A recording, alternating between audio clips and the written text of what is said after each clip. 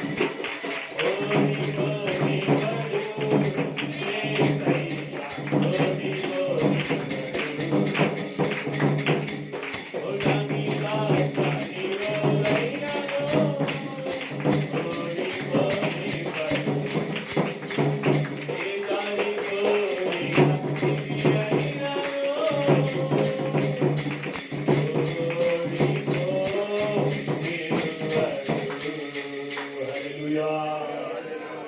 ఓటమి తప్పని రోజైనను ఓడిపోనివ్వడు,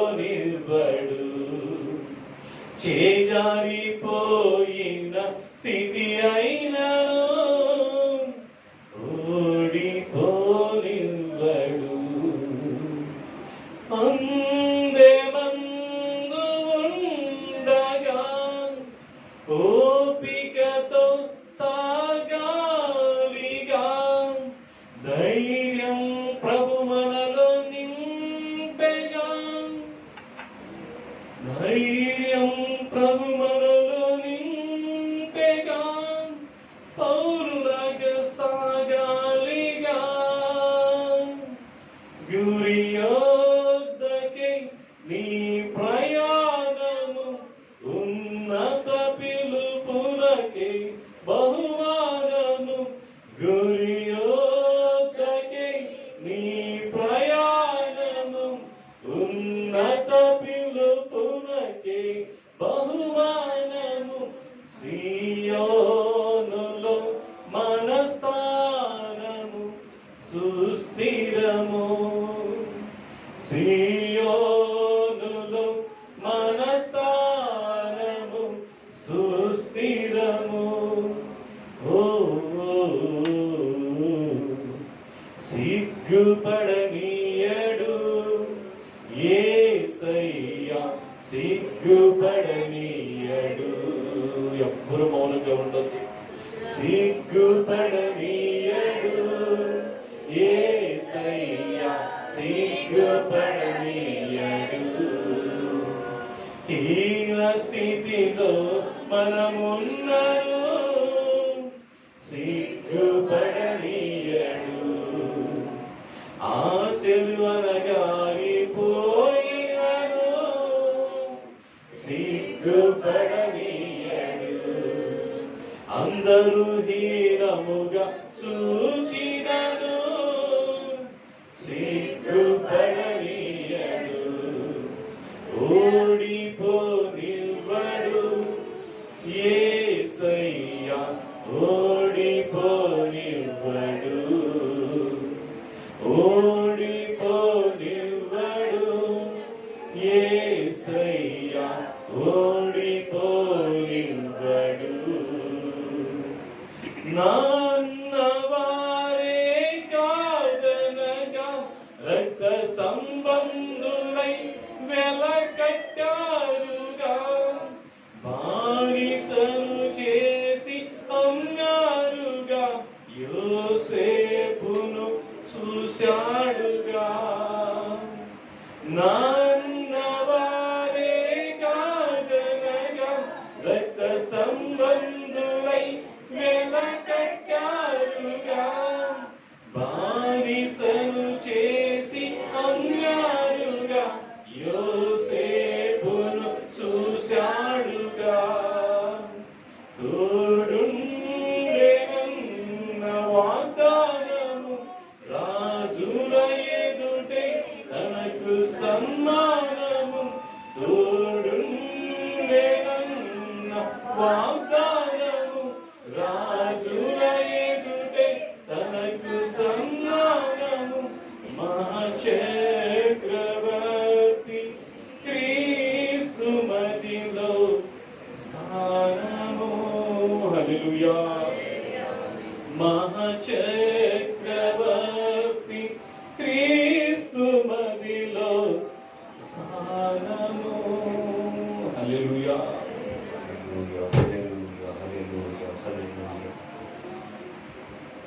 ప్రేమగల తండ్రి, పరిశుద్ధుడ, మీకు వందనాలు రాజ్య. ఎంతవరకు అనేక ప్రార్థన కోరికలు సక్రమంగా జరిగిస్తున్నందుకు మీకు వందనాలు చెల్లిస్తున్నాం తండ్రి. మీకు దాసులు ప్రభువైన సత్యమైన, జీవమైన, మధురమైన వాక్యాన్ని, సందేశాన్ని అందిస్తున్న సహాయం దాచి ప్రతి ఒక్కరితో మాట్లాడండి. వాక్యంలో నిరంతరంగా ఫలించడానికి మార్గాలు తెరమని ప్రార్థన చేస్తూ, వినగలిగిన చెవులను గ్రహించగల మనసు మాకు అందరికి దయచేయమని వాక్య సందేశం అందిస్తూ మీ దాసులను మీ నోటు బోరుగా ఎత్తుపట్టి వాడుకున్న అభిషేకంతో వాడుకున్న ప్రార్థన చేస్తూ, ప్రభు యేసుక్రీస్తు నామములో మీ జీవాహారం చేత ప్రతి ఒక్కరు నింపమని ప్రార్థించి సమర్పించి వేడుకొచ్చున్నాము తండ్రి. ఆమేన్. సంతోషం. కూర్చోండి. మైక్ రక్షణ చేయండి.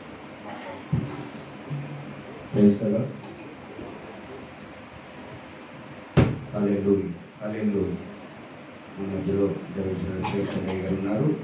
కొద్ది నిమిషాలు వాక్య సందేశాన్ని ఇస్తారు. సభ్యులైన విలువైన సమయాన్ని అయ్యగారు కనిపిస్తున్నారు.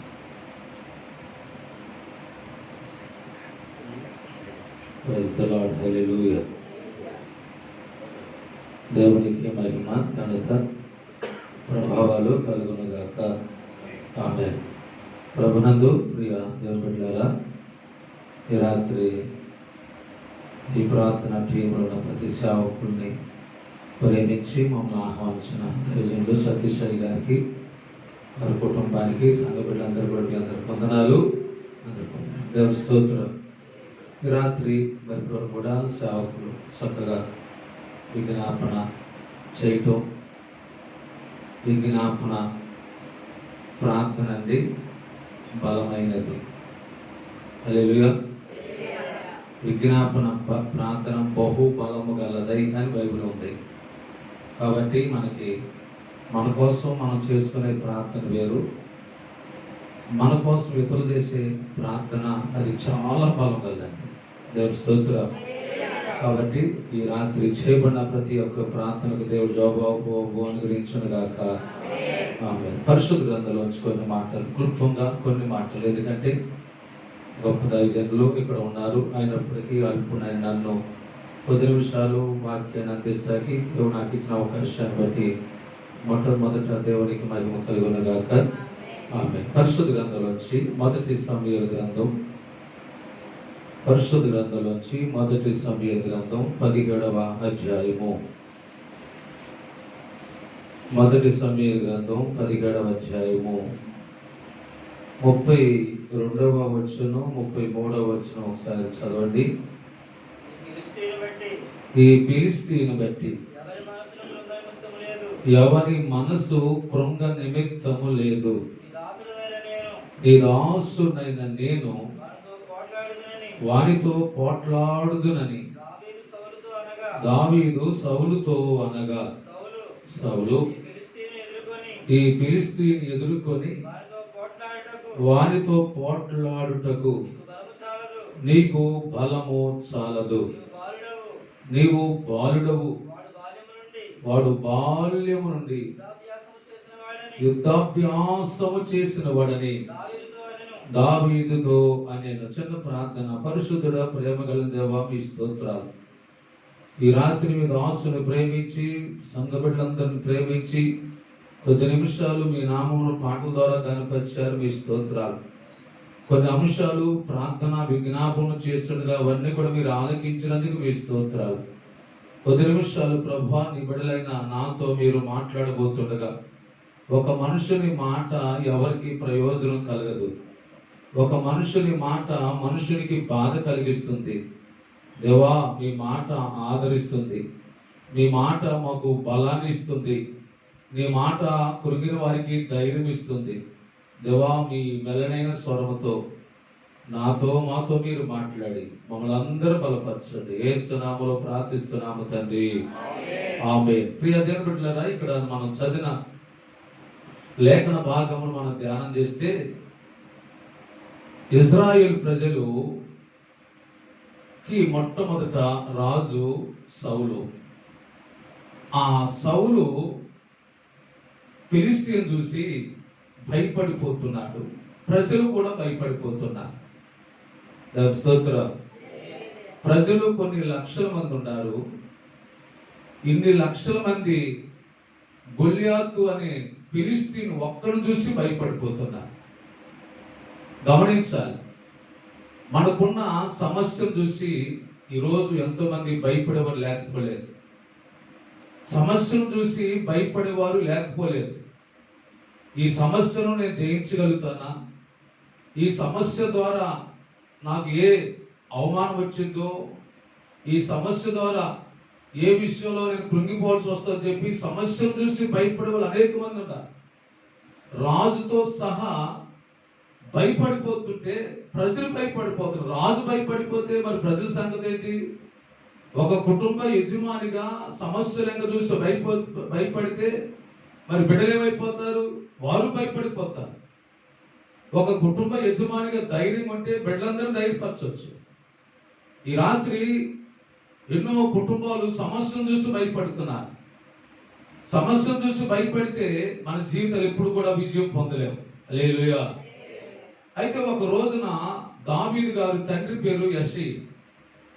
ఆయన తన కుమారులు యుద్ధంలో ఉండారని, అయ్యా కుమారులు యుద్ధంలో ఉండారు మీ అన్నయ్యలు, ఒకసారి నువ్వు వెళ్ళి సమాచారం తెలుసుకొని రమ్మని చెప్పి వారికి కొంత ఆహారం తీసుకొని ఇచ్చి దావీదుని పంపించాడు. దేవుని స్తోత్రం. దావీదు దండులోకి వచ్చాడు. దండులోకి వచ్చినప్పుడు ప్రజల యొక్క పరిస్థితులను చూస్తే భయభ్రాంతులు అయిపోతున్నారు. వారందరూ కూడా కృంగిపోయిన స్థితిలో ఉన్నారు. దావీదు చూశాడు. రాజు ఎక్కడ ఉన్నాడు అంటే రాజు గుడారులో దాక్కున్నాడు. ప్రజలందరూ కూడా భయభ్రాంతులు అయిపోతుంటే ఏంటి పరిస్థితి అంటే, అదిగో కనపడుతున్నాడు ఆ గొల్లియాతు అనేవాడు. ఇప్పటికి 39 రోజుల నుంచి వాడు బయటకు వచ్చి మాట్లాడుతుంటేనే అందరూ పారిపోతున్నారు. వాడు వచ్చి మాట్లాడుతుంటేనే వాడు మాటలు చూసే పారిపోతున్నారు. రాజు కూడా పారిపోయాడు అని చెప్పి ప్రజలు ఈ మాట దావీదు చెబుతున్నప్పుడు దావీదు అన్నాడు, వాడెవడు?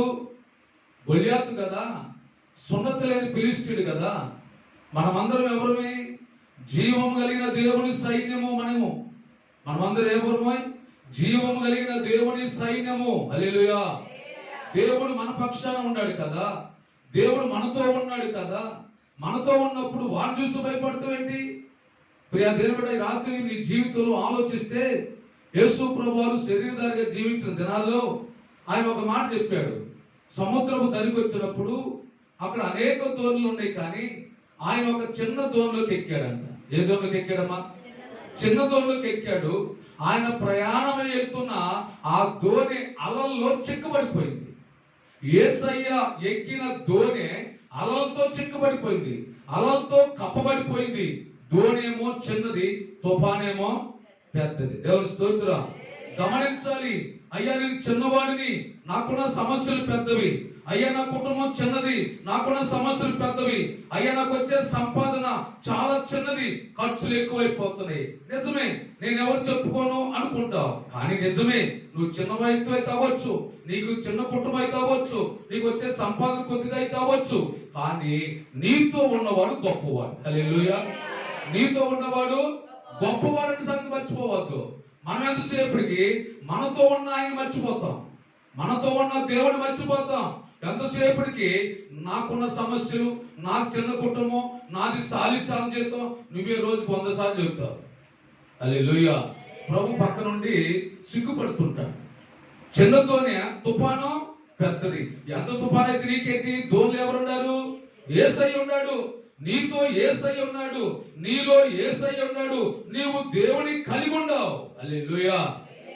దేవుని కలిగి ఉన్న వ్యక్తి ఆలోచన వేరు, దేవుని కలిగి ఉన్న వ్యక్తి మాట్లాడే మాటలు వేరు, దేవుని కలిగి ఉన్న ఉద్దేశం ఆ వ్యక్తి యొక్క తలంపులు వేరు. గమనించాలి. దేవుడు జీవము కలిగిన దేవుని సైన్యం మనము అని దావీదు చెప్పాడు, కానీ అక్కడ ఉన్నవారు ఎవరు ఒక్కరు మాట్లాడలేకపోయారు. దేవుని స్తోత్రం. వాడు తిరస్కరించింది ఎవరో తెలుసా? గొల్లియాతు రోజు వచ్చి తిరస్కరించింది ఎవరో తెలుసా? నిన్ను కాదు, నన్ను కాదు, నీవు నేను ఆరాధించే దేవుణ్ణి. హల్లెలూయా. ఇప్పుడు మన పిల్లలు ఉంటారు, మన పిల్లలు తప్పు చేశారు అనుకోండి రోడ్డు మీద, లేకపోతే మనం ఉన్న వీధిలో, ఆ వ్యక్తిని అన్నారు అనుకోండి, ఎవరికి అవమానం? వాళ్ళ తండ్రికి అవమానం. హల్లెలూయా. ఆ పిల్లవాడిని ఒక మాట ఏదైనా అన్నారంటే ఆ వ్యక్తిని అన్నట్టు, ఆ వ్యక్తిని కన్న తల్లిదండ్రులు కూడా అన్నట్లే. ఇప్పుడు దావీదు అంటాడు, తిరస్కరించింది నిన్ను నన్ను కాదు, తిరస్కరించింది ఎవరో తెలుసా? జీవము కలిగిన దేవుణ్ణి వాడు తిరస్కరించాడు. దేవుని స్తోత్రం. దావీదుకు రోషం వచ్చేస్తుంది. ఎందుకు తెలుసా? మనం ఆరాధించే దేవుడు రోషం కలిగిన దేవుడు. దేవుని స్తోత్రం. నేను పౌరుషం గల దేవుడిని అన్నాడు. నన్ను ఎవరైతే కలిగి ఉంటారో వారు కూడా పౌరుషం గలవాడు. మనకి వ్యర్థమైన దాని గురించి అయితే పౌరుషం వస్తుంది, కానీ దేవుడి గురించి పౌరుషం రాదు. దేవుడు నాకు ఎందుకు కార్యం చేయడు? ఆయన కార్యం చేయగలిగిన సమర్థుడు, ఆయన రోషం కలిగిన వాడు. నేను కూడా రోషం కలిగి ప్రార్థన చేయాలి. బైబిల్ అందులో మాట ఉంది, యాకోబు అంట మగసిరి గలవాడై పోరాడాడు. దేవుని స్తోత్రం. ఎలా పోరాడంట? మగసిరి గలవాడై. ప్రియ దేవుని బిడ్డ, ఈ రాత్రి మన జీవితాల్లో నీవు నేను మనం ఎప్పుడైనా సరే మగసిరి కలిగి పోరాడాలి. కొంతమంది అంటారు నువ్వు మగవేనా. ఈరోజు మనం ఆలోచించాలి. మనం ఆరాధించే దేవుడు జీవం కలిగిన దేవుడు కాబట్టి ఆయన తిరస్కరించడానికి వాడెత్తడు. వాడితో నేను యుద్ధం చేస్తానంటున్నాడు. వాడితో నేను యుద్ధం చేస్తానన్న మాట వాళ్ళందరూ విని ఈ సంవత్సరం రాజుగారి దగ్గర తీసుకెళ్ళాడు. ఎవరిని? దావీదుని రాజుగారి దగ్గర తీసుకెళ్ళాడు. దేవుని స్తోత్రం. రాజుగారి దగ్గర తీసుకెళ్తే, రాజా ఇదిగో ఈ ఉదయం నుంచి సాయంత్రం వరకు కూడా ఇప్పటికి 39 రోజుల నుంచి వాడు వచ్చి రంకెలు వేస్తున్నాడు, వాడు వచ్చి గద్దిస్తున్నాడు, వాడు వచ్చి భయభ్రాంతులు చేస్తున్నాడే, వాడితో యుద్ధం చేస్తాడంట, వాడితో పోరాడుతాడంట అని దావీదుని రాజు దగ్గర తీసుకెళ్ళారు. హల్లెలూయా అని చెప్పగలరా? అప్పుడు దావీదు అంటాడు రాజుతో, రాజా ఇదిగో ఇప్పటికి 39 రోజుల నుంచి వాడు రంకెలేస్తూ భయభ్రాంతులు చేస్తున్నాడే, వాడు రంకెలేస్తుంటే ప్రజలందరి గుండెల్లో దడబొడుస్తుంది, ప్రజలందరి మనసులు కృంగిపోతున్నాయి, ఆఖరికి నీ మనసు కూడా కృంగిపోతుంది. నీకు ధైర్యం లేదు, ప్రజలకి ధైర్యం లేదు, కృంగిపోతున్నారు. దేవుని స్తోత్రం. అయితే దావీదు మాట్లాడతాడు తెలుసా, రాజా ఈ ఫిలిష్తీయుల గురించి ఎవరి మనసు కృంగిపోనక్కరలేదు. హల్లెలూయా. చూసారండి, దావీదు మాట్లాడుతుంటే రాజు ప్రేమం పైకి లేచి వచ్చింది. దేవుని స్తోత్రం. కొంతమంది మాట్లాడుతుంటే రేపు చచ్చిపోయి వాళ్ళు చచ్చిపోతాడు. ఏటమ్మా అట్టుండవేంటి అంటారు కొంతమంది వచ్చి.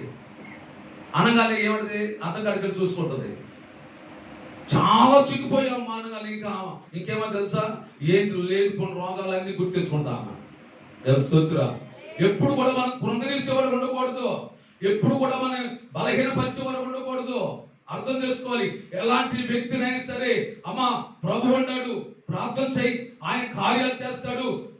ఎర్ర సముద్రమైన వెనకమాల పరోస్థాయమైన మంచి సమస్యలు నువ్వు మిగిలిపోయినప్పుడు కూడా నీవు ఆరాధించే దేవుడు, నీవు సేవించే దేవుడు ఈ సముద్రాన్ని దాటించగలడు, పరో చేతుల నుంచి విడిపించగలడు అని ధైర్యం చెప్పి బలపరచాలి. దేవుని స్తోత్రం. దావీదు అంటాడు ఈ ఫిలిష్తీయులను చూసి ఎవరో కృంగిపోన అవసరం లేదన్నాడు. దేవుని స్తోత్రం. ఎంత ధైర్యపరిచే మాట అండి.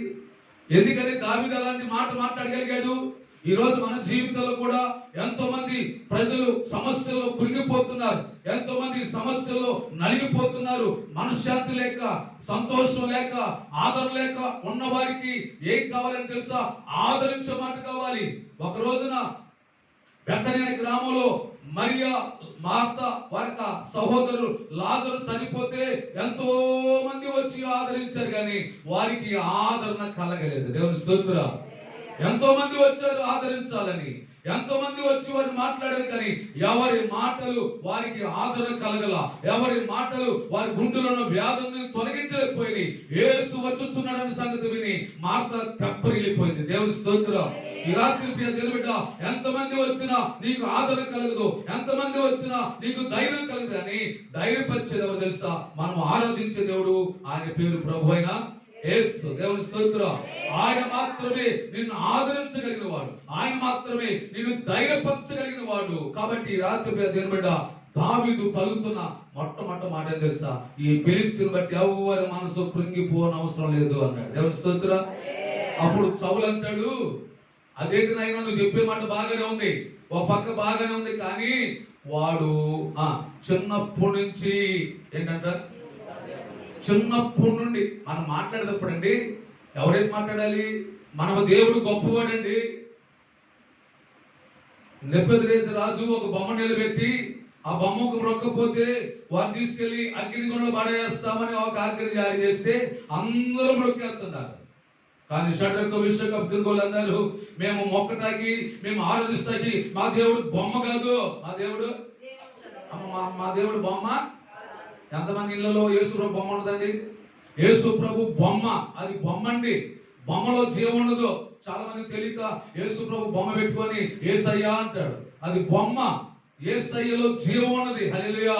నీకు అవసరం వాక్యం పెట్టుకో, నీ ఇంట్లో వాక్యం పెట్టుకో, వాక్యాన్ని చదువు. వాక్యంలో జీవం ఉంది, వాక్యంలో సత్యం ఉంది. దేవుని స్తోత్రం. కాబట్టి మేము ఆరాధించే దేవుడు బొమ్మ కాదు, మేము ఆరాధించే దేవుడు జీవం లేనివాడు కాదు. మేము ఆరాధించే దేవుడు. రాజు మాట్లాడుతుంటే వీరు మాట్లాడుతున్నాడు, రాజా ఇందుని గురించి నీకు ప్రత్యుత్తరం ఇవ్వాల్సిన చింత మాకు లేదు. మేము ఆరాధించే దేవుడు మమ్మల్ని అగ్నిగుండంలో పడవేసి మమ్మల్ని ఏం చేస్తాడు, కాపాడుతాడని అలాంటి పరిస్థితుల్లో ఉండి కూడా రాజు దేవుడి గురించి వారు మాట్లాడుతున్నారు. ఇప్పుడు సౌలు అనాలి, నాయనా నువ్వు చాలా మంచోడు అయ్యా, నువ్వు వెళ్ళయ్యా వాడితో యుద్ధం చేయాలని చెప్పాల్సింది పోయి అంటాడు, అయ్యా వాడు చిన్నప్పటి నుండి వాడు యుద్ధాభ్యాసము చేసిన వాడు.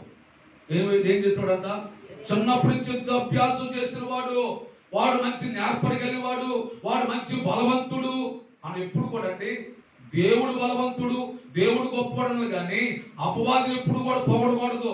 అపవాదిని ఎప్పుడు కూడా వాడి గురించి, వాడి గొప్పతనం గురించి మనం మాట్లాడకూడదు. దేవుని స్తోత్రం. మన దేవుడి గొప్పతనం గురించే మాట్లాడాలి, మన దేవుడి గురించే మనం మహిమ చెల్లించాలి తప్ప. సౌలు అంటాడు, వాడు చిన్నప్పటి నుంచి యుద్ధాభ్యాసం కలిగిన వాడయ్యా, వాడు యుద్ధం చేయడానికి నీకు బలము, నీకేం చాలంట, బలము చాలు అన్నాడు. గమనించాలి, వాడు గొల్యాతు బలము వేరు, దేవుని బలము వేరు. దేవుని స్తోత్రం. ఈ రోజు ప్రియ దేవుని బిడ్డ మన జీవితాల్లో ఆలోచించాలి.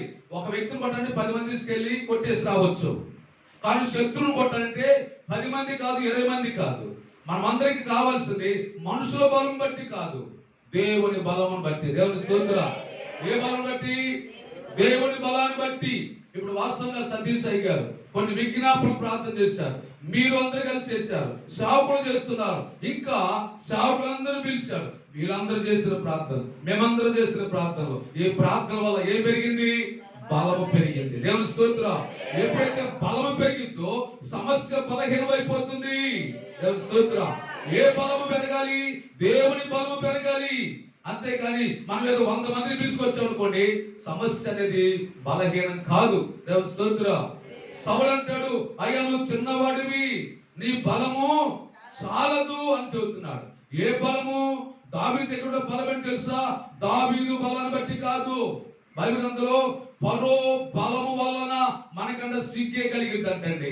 మనుషుల బలం ఎప్పుడు కోరుకోకూడదు.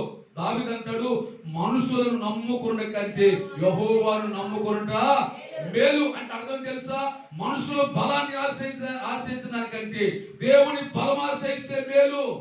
మనుషుల యొక్క బలం మనకు అనవసరం. బైబిల్ గ్రంథంలో మాట ఉంది, మనుషులంతా ఒట్టి నీడ వంటి వారు. మనుషులు ఒట్టి అంటే అర్థం ఏంటి? 12 గంటలకు నీడ అక్కడ ఒక చోట ఉంటుంది, 1 గంటకి ఇంకో చోటకి వెళ్తుంది, 2ంటికి ఇంకో చోటికి వెళ్తుంది. నీడ జరుగుతూ ఉంటది, నీడ మారుతూ ఉంటది, మనుషులు మారుతూ ఉంటారు, మనుషులు మనస్తత్వాలు మారుతూ ఉంటాయి. కానీ దేవుడు ఎప్పుడు ఒకే రీతిగా ఉంటాడు. దేవుని స్తోత్రం. దేవుని బలము ఎప్పుడు ఒకే రీతిగా ఉంటది. అందుకని దావీదు అంటాడు, నేను మనుషులు నమ్ముకోను, నేను దేవుని నమ్ముకుంటాను. నమ్మకమైన వాడు మనుషులు నమ్మకమైన వాడు కాదు. కాబట్టి ఇప్పుడు నేను గొల్యాతుతో పోరాడేది నా బలం బట్టి కాదు, దేవుని బలాన్ని బట్టి. దేవుని స్తోత్రం. ఈరోజు మన జీవితాల్లో దేవుని బలము అది మనకి కావాలి. అందుకని ఇప్పుడు మనం ఏం పొందుకోవాలంటే దేవుని బలము పొందుకోవాలి. 81వ కీర్తన ఒక మాట ఉంది, చదవదులే కానీ, మనకు బలమై ఉన్న దేవుని బట్టి ఆనందగానము చెయ్యి. ఎవరి బలాన్ని బట్టి? మనం ఎప్పుడు కూడా మోకరించిన ప్రార్థన చేసిన మనుషుల బలాన్ని ఎప్పుడు పొందుకోకూడదు, మనుషుల బలాన్ని ఎప్పుడు లెక్క వేసుకోకూడదు, మనుషులు చూసి ఎప్పుడు కూడా నువ్వు ధైర్యపడకూడదు. దేవుని బలమే నీకు అవసరం. దేవుని బలాన్ని బట్టి నువ్వు ఆనందించాలి. ఇక్కడ దావీదు కనుక మనం గమనిస్తే దావీదుని గురించి అంటాడు, అయ్యా నీకు బలము చాలు అని. ఇప్పుడు దావీదు ఏ బలం కలిగి ఉన్నాడు? ఒకసారి కనుక గమనిస్తే దావీదు దేవుని బలం కలిగి ఉన్నాడు. అమ్మ దావీదు ఏ బలం కలిగి ఉన్నాడు? ఇప్పుడు నీవు నేను మనమందరం కూడా దేవుని బలము కలిగి ఉండాలి. దేవుని బలం ఎలా కలిగి ఉంటాము అంటే, దేవుని బలము మన మీదకి ఎలా అవుతుందంటే, పరిశుద్ధాత్మ శక్తి నీ మీదకి వచ్చినప్పుడు నువ్వు శక్తి పొందుతావు. దేవుని స్తోత్రం. హల్లెలూయా. అపోస్తుల కార్యములు 1వ అధ్యాయం 8వ వచనం చదవండి. అపోస్తుల కార్యములు 1వ అధ్యాయం 8వ వచనం. అపోస్తుల కార్యములు 1వ అధ్యాయం 8వ వచనం. అయినను పరిశుద్ధాత్మ మీ మీదకి వచ్చినప్పుడు మీరు శక్తి నొందెదరు, గనుక యెరూషలేములోను యోదయ సమరయ యెరూషలేములోను యోదయ సమరయ దేశములందంతటను భూదిగంతముల వరకు నాకు సాక్షులై ఉంటారు. హల్లెలూయా. గమనించాలి, నాకు సాక్షులై ఉంటారు. అంటే కొంతమంది అండి సాక్ష్యం చెప్పండి వాళ్ళ గొప్పతనం కనపడింది. సాక్ష్యంలో దేవుని మహిమ రావాలి. హల్లెలూయా. సాక్ష్యం చెప్పినప్పుడు నీ గొప్పతనం కనపడకూడదు, అది సాక్ష్యం కాదు. సాక్ష్యం అంటే నీ ద్వారా దేవునికి మహిమ రావాలి, అది సాక్ష్యం అంటే. కొంతమంది సాక్ష్యం చెబుతారు, నేనండి ఇక నువ్వేనా, తెలియక. ఎక్కడైనా సరే సాక్ష్యం అంటే నీ ద్వారా దేవుడికి మహిమ రావాలి. నువ్వు మహిమ తెచ్చుకుంటే, నీ ఘనత వస్తే, నీ పేరు వస్తే, మరి దేవుని శక్తి ఏంటి? దేవుని స్తోత్రం. యేసు ప్రభువు శిష్యులతో మాట్లాడుతున్నారు, నాయనా మీరు ఊరిని పరిగెత్తే పనులవదు, మీరు పరిగెత్తితే పనులవదు, మీరు వెళ్లే ముందు పరిశుద్ధాత్మ శక్తి పొందుకోండి. ఏం పొందుకోవాలంట? పరిశుద్ధాత్మ శక్తి పొందుకోండి, అప్పుడు మీరు బలం పొందుతారు. ఏం పొందుతారు? బలము పొందుతారు. అమ్మ ఆలోచించాలి, మనం పోరాడేది ఎవరితో తెలుసా? శరీరంతో కాదు, పక్కనతో కాదు పోరాడేది. అంధకార సంబంధము దురాత్మల సమూహంతో పోరాడాలి. వారితో పోరాడాలంటే మనకి బలము కావాలి. ఆ బలం ఎక్కడి నుంచి వస్తుందంటే పరిశుద్ధాత్మ శక్తి వల్ల బలం వచ్చింది. దేవుని స్తోత్రం. ఈ రోజు నీవు నేను మనమందరం కూడా పరిశుద్ధాత్మలో శక్తి పొందుకోవాలి. ఆ శక్తితో శత్రుని పోరాడుతావు, శత్రువు మీద విజయం పొందుతావు. దేవుని స్తోత్రం. ఈ రోజు మనం పొందవలసింది ఏంటి తెలుసా? దావీదు పొందుకుంది. దావీదు మీద ఉన్న శక్తి అనేది పరిశుద్ధాత్మ శక్తి. ఈ రోజు మన జీవితాల్లో మనం ఏదైనా పని చేయాలంటే శక్తి కావాలి, శక్తి లేకపోతే పని చేయలేం. అలాగే దేవుని పని చేయాలంటే శత్రువు అనేవాడు నీతో పోరాడుతూ ఉంటాడు. వాస్తవం అండి, 4 గంటలకి నా ఒళ్ళంతా నొప్పులు జ్వరం వచ్చేసినట్టుగా ఉంది.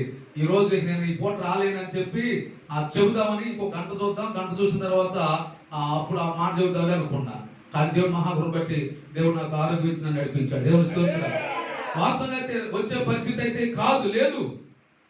కారణం తెలుసా?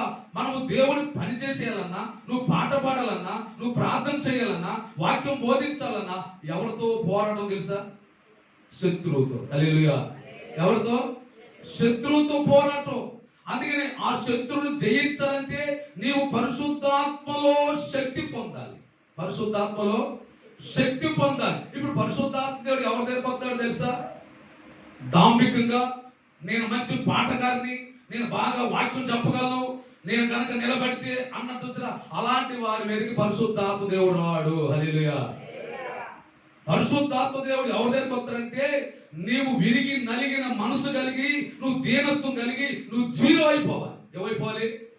నువ్వు జీరో అయిపోతే పరిశుద్ధాత్మ దేవుడు నీలోకి వచ్చి నిన్ను హీరో చేస్తాడు. దేవుని స్తోత్రం. నువ్వు జీరో అవుతే ఆయన నీలోకి వస్తాడు, అందులోకి రాడండి పరిశుద్ధాత్మ దేవుడు. ఇప్పుడు దావీదు మీదకి ఎందుకు వచ్చాడు తెలుసా? దావీదు యొక్క అన్నలు ఎంతమంది అంటే 7. దావీదు ఎందువాడు దావీదు తీసుకెళ్లి గొర్రెదొడ్లో పడేశారు. ఎక్కడ పడేశారండి? మిగతా అన్నలు ఎక్కడ ఉన్నారు? ఇంటిలో ఉన్నారు. దావీదు ఎక్కడ ఉన్నాడు? గొర్రెల దొడ్డిలో.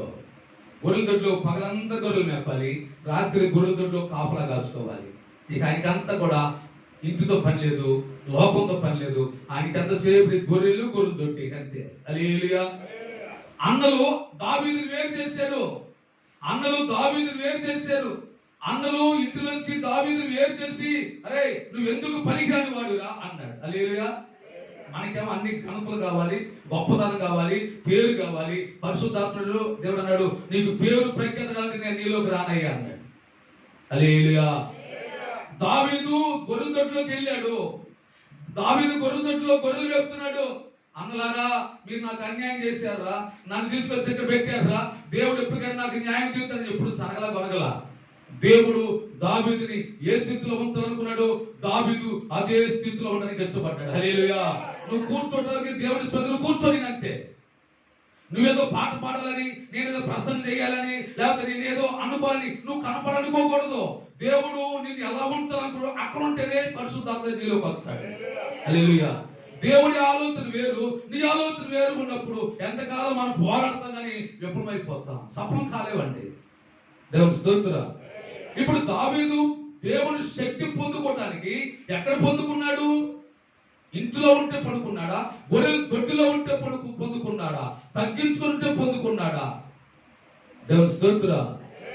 అన్నల కంటే హీనమైన స్థితిలో ఉన్నాడు, అన్నల కంటే తగ్గించుకున్నాడు. మన జీవితాల్లో నీకు నీవే, నాకు నేనే తగ్గించుకునే వారు ఉండాలి. ఎవరైతే తగ్గించుకుంటారో దేవుడు వారిని హెచ్చిస్తాడు. దేవుని స్తోత్రం.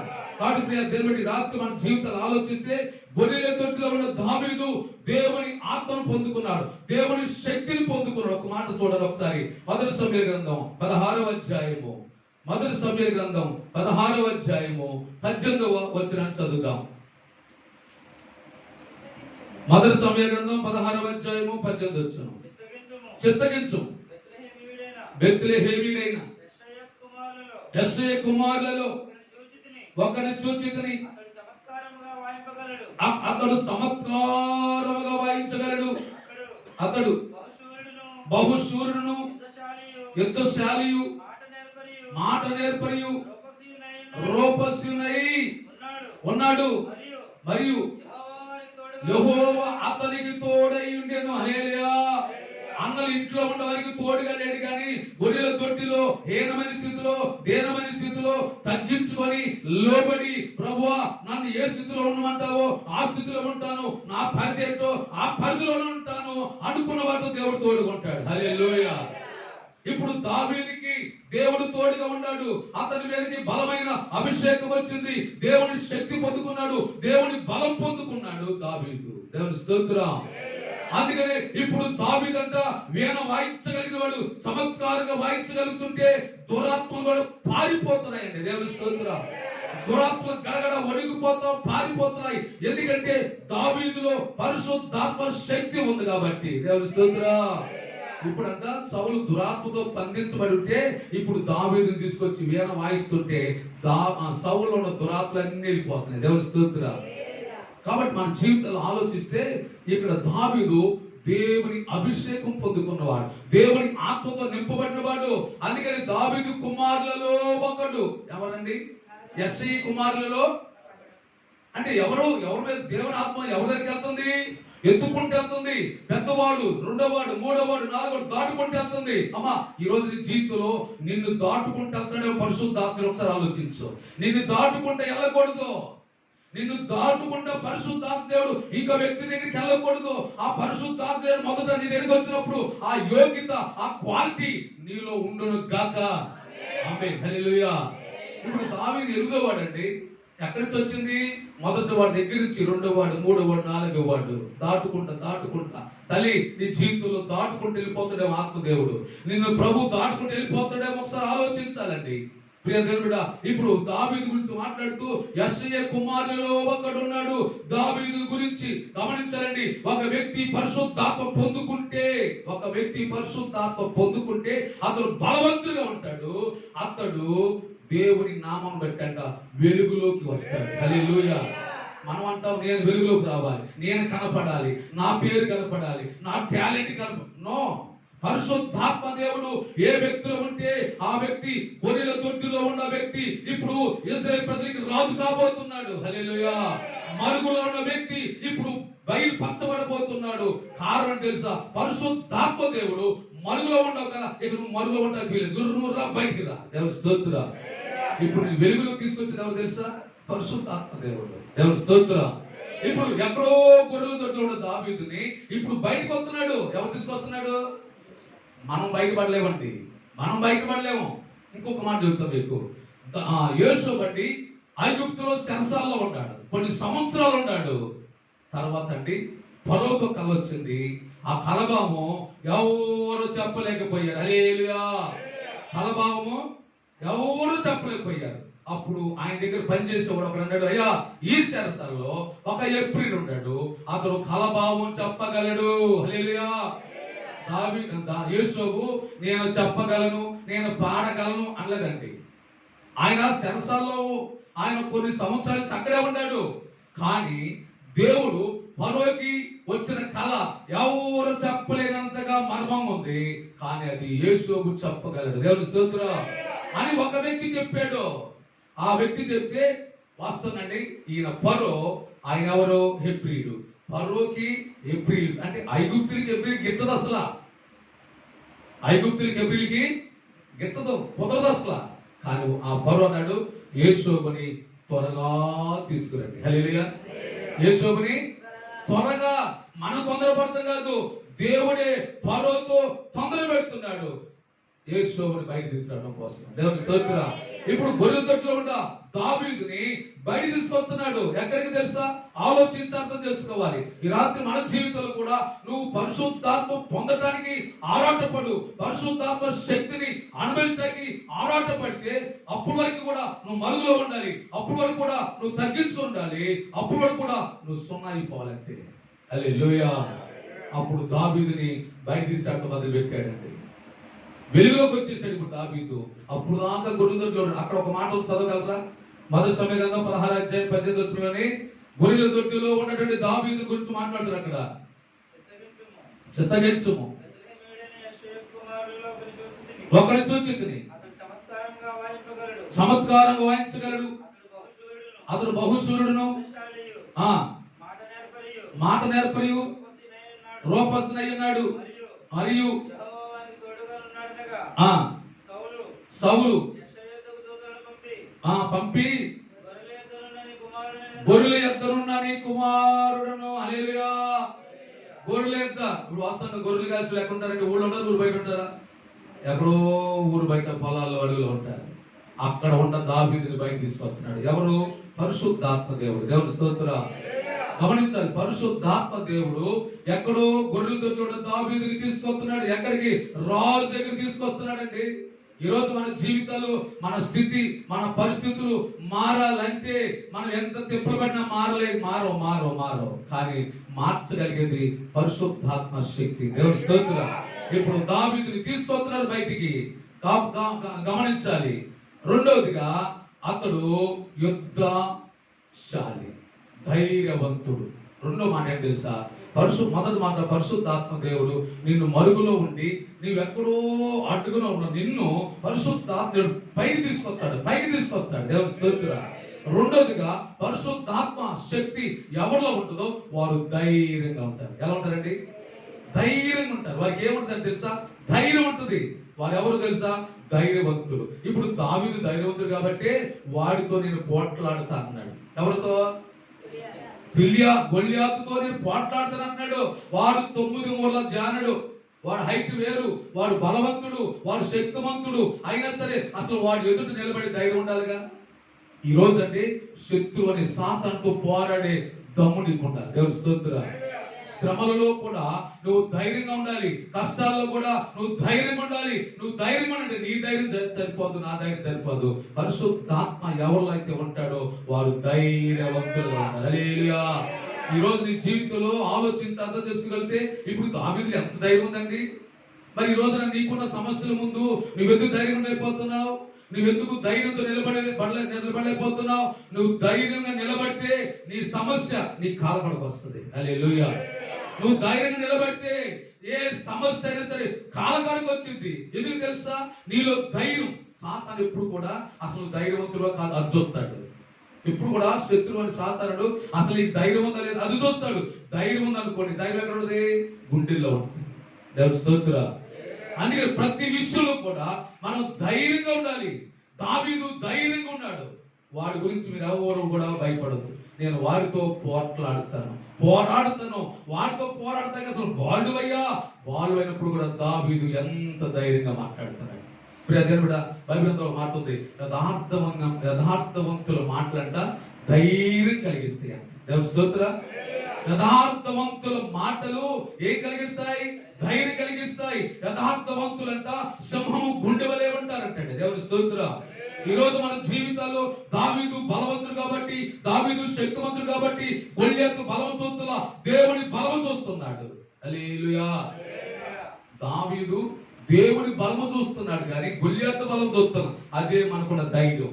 దేవుని స్తోత్రం. రాజు అన్నాడు, అయ్యా మా నాన్న నాకు గొర్రెలు గాయమనిస్తే ఆ గొర్రెలు మేపుతా ఉండగా ఒకసారి ఎలుగుబంటి వచ్చింది, ఒకసారి సింహం వచ్చింది. వచ్చి ఎలుగుబంటు గొర్రెలను పట్టు వెళ్ళిపోతుంటే నేను అలా చూస్తా ఉండలేదు. ఏం చేశాడంట? సింహాన్ని తరిమాడంటండి. సింహం పరిగెత్తుంటే సింహం వెనమాలు పరిగెత్తి అదిగో సింహం 10 అడుగులు దూకుతుంటే దావీదు 11 అడుగులు దూకేవాడు అంటాడు. దేవుని స్తోత్రం. అంటే చూడండి, అసలు నేను సింహాన్ని ఎదుర్కోగలనా, వెళ్ళిపోతుంది లేదు చూస్తా ఊరుకోలేదు, దాన్ని వెనకమాల పరిగెత్తి దానికంటే వేగంగా పరిగెత్తాడంట. దేవుని స్తోత్రం. ఈరోజు మన జీవితాల్లో సమస్యను చూసి భయపడటం కాదు, సమస్యను చూసి కృంగిపోవటం కాదు. జ్ఞాని సొలొమోను అంటాడు సామెత గ్రంథంలో, శ్రమ దినమున నువ్వు కృంగిన వాడు అయితే శాతగాని వాడు అని వార్త సెలవిస్తుంది. కాబట్టి రాత్రి పేరు దేవుడా, అదిగో గొర్రెను ఎత్తుకెళ్ళిపోతుంటే దావీదు చూస్తా ఊరుకోలేదు, అదిగో దావీదు పరిగెత్తుతున్నాడు. ఎంత వేగమో చూడండి. దేవుని శక్తి నీలో ఉంటే, దేవుని బలము నీలో ఉంటే, నీ పరిగెత్తే పరుగు ఎలా తెలుసా? వేగంగా పరిగెత్తుతావు. దేనికంటే వేగంగా?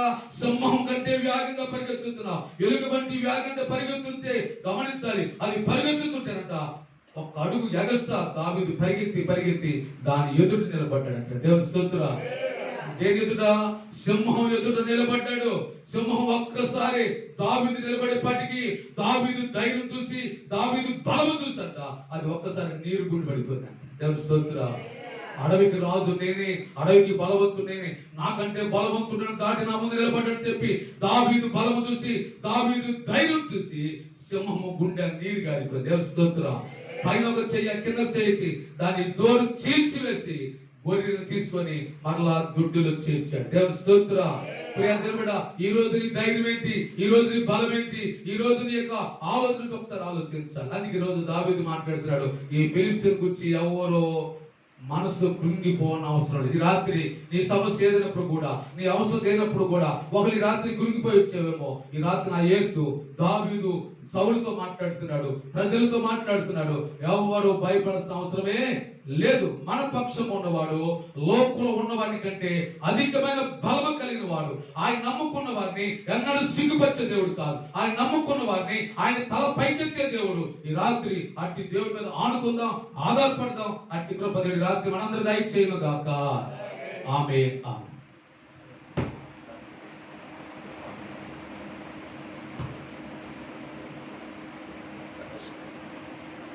ప్రార్థన చేసుకున్నాం.